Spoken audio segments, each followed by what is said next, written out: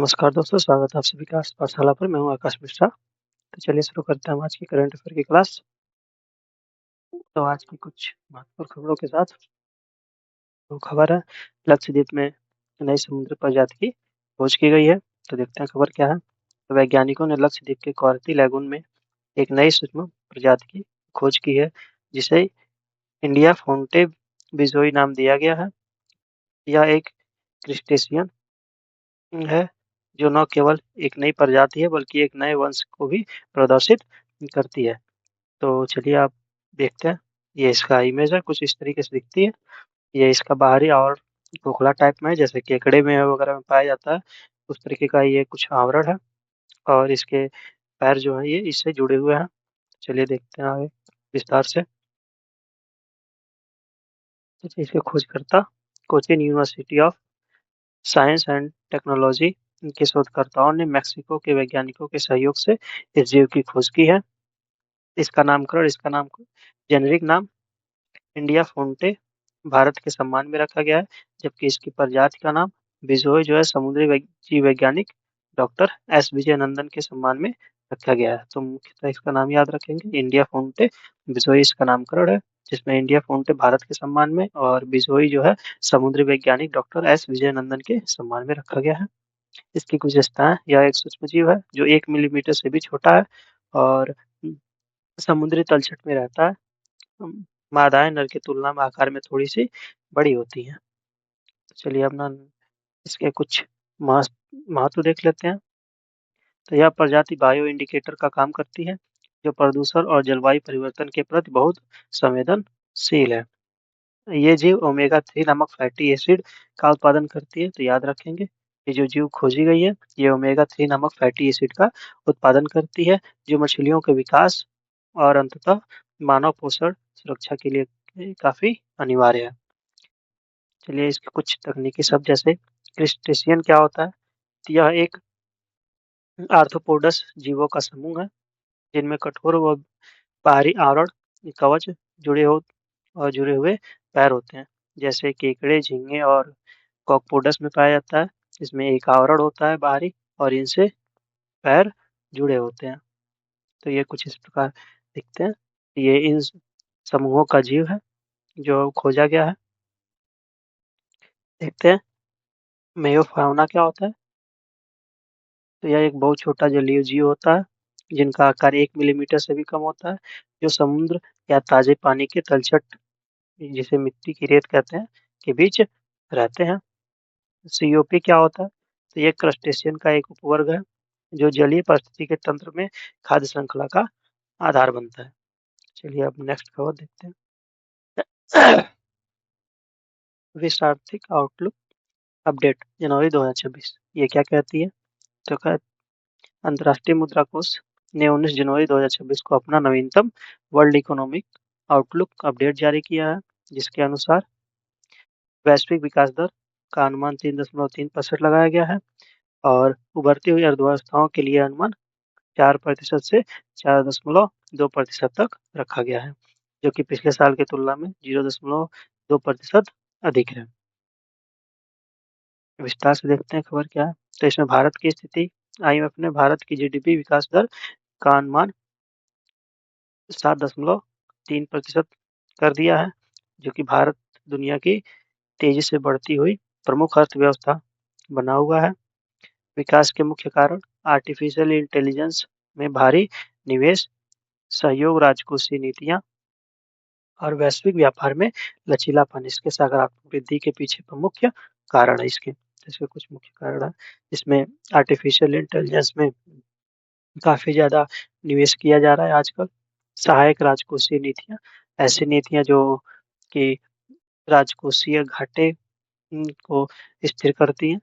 और कुछ वैश्विक व्यापार, जिनसे कई देशों के साथ फ्री ट्रेड एग्रीमेंट वगैरह किए जा रहे हैं।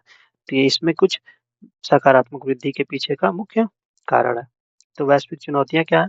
तो व्यापार नीतियों में अनिश्चितता, जो कि हाल ही में ट्रम्प द्वारा लगाए गए टैरिफ से बढ़ी है। भू राजनीतिक तनाव, संभावित टैरिफ दरें वैश्विक अर्थव्यवस्था के लिए एक जोखिम बनी हुई है। जैसे हाल ही में ट्रम्प ने यूरोपीय कंट्रियों के ऊपर भी 10% टैरिफ अनाउंस कर दिया है और ये आगे 1 जून से और भी बढ़ा सकते हैं।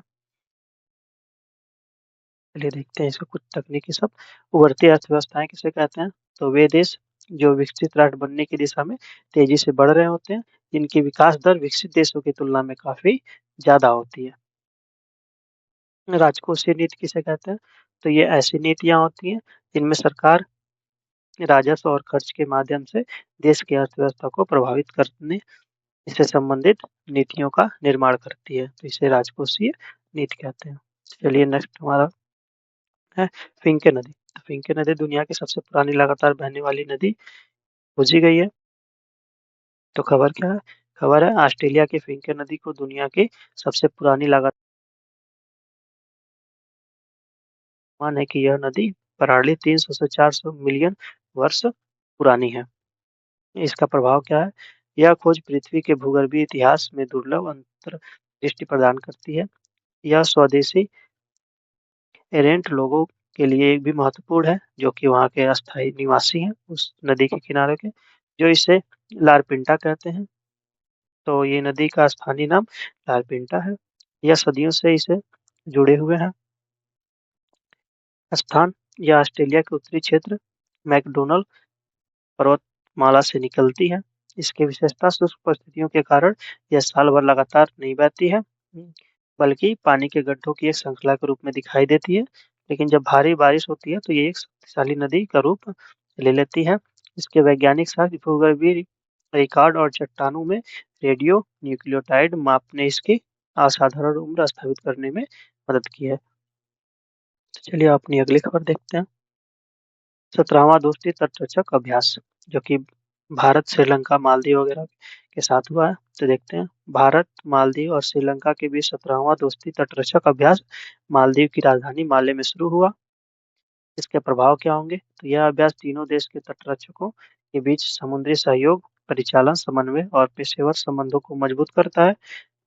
यह खोज और बचाव, चिकित्सा, निकासी और प्रदूषण नियंत्रण जैसी वास्तविक आपदा स्थितियों पर प्रतिक्रिया देने की क्षमता को बढ़ाता है। तो इसका प्रारंभ देखते हैं। तो यह मूल रूप से 1991 में भारत और मालदीव के बीच एक त्रिपक्षीय अभ्यास के रूप में शुरू हुआ था। त्रिपक्षीय कब बना ये? तो श्रीलंका 2012 में इसे शामिल हुआ, इससे यह एक त्रिपक्षीय अभ्यास बन गया।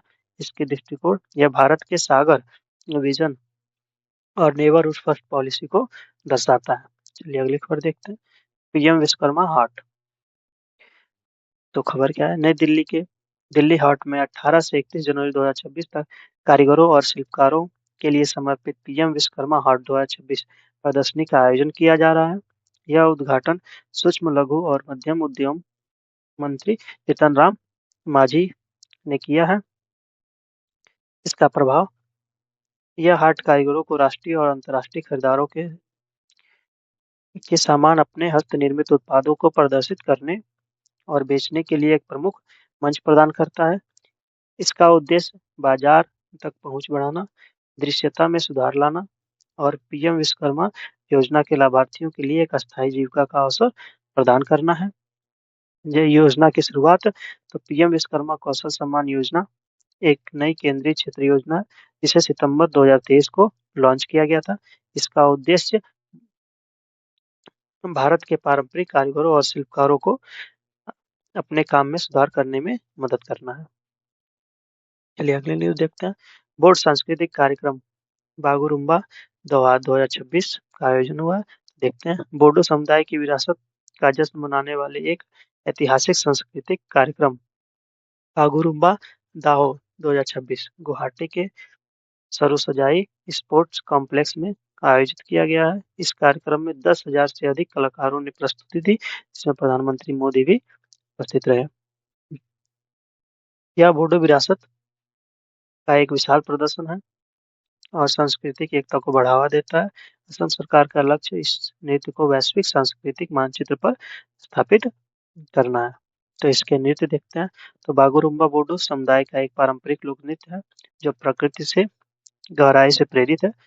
इसे अक्सर तितली नृत्य कहा जाता है, क्योंकि इसमें पक्षियों और तितलियों की कोमल हरकतों की नकल की जाती है। यह मुख्य रूप से युवा बोडो महिलाओं द्वारा किया जाता है, जबकि पुरुष संगीतकार के रूप में साथ देते हैं। तो यह नृत्य विशेषकर महिलाओं द्वारा है और ये एक प्रकार का तितली नृत्य सामान्यतः इसे कहा जाता है, क्योंकि इसमें तितलियों और पक्षियों जैसी कोमल हरकतें की जाती हैं। तो यह एक पारंपरिक नृत्य है। चलिए आगे देखते हैं। पुस्तकें जेएनवी बानो और महात्मा लॉन्च की गई है, जो कि नरेंद्र मोदी के जीवन से संबंधित है। तो देखते हैं। केंद्रीय मंत्री डॉक्टर जितेंद्र सिंह ने नई दिल्ली में भारत के पहले नमो पुस्तक फेस्ट के उद्घाटन संस्करण में जेएनवी बानो और महात्मा नामक 2 पुस्तकें लॉन्च की। इसका प्रभाव यह आयोजन पढ़ने की संस्कृति, बौद्धिक जुड़ाव और शासन, राष्ट्र निर्माण और नवाचार पर संवादों को बढ़ावा देने का एक प्रयास है। यह लेखकों, विचारकों और युवाओं को, जिससे उनमें विचारों का आदान-प्रदान हो सके, इसके लिए ये प्रेरित करता है। तो इस फेस्टिवल के महत्व क्या है? तो नमो बुक फेस्टिवल एक 2 दिवसीय साहित्यिक उत्सव है। इसमें प्रधानमंत्री नरेंद्र मोदी के जीवन, विचारों और नेतृत्व पर केंद्रित पुस्तकों की एक क्यूरेटेड प्रदर्शनी शामिल की गई है। चलिए अब बस आज के लिए इतना ही। धन्यवाद।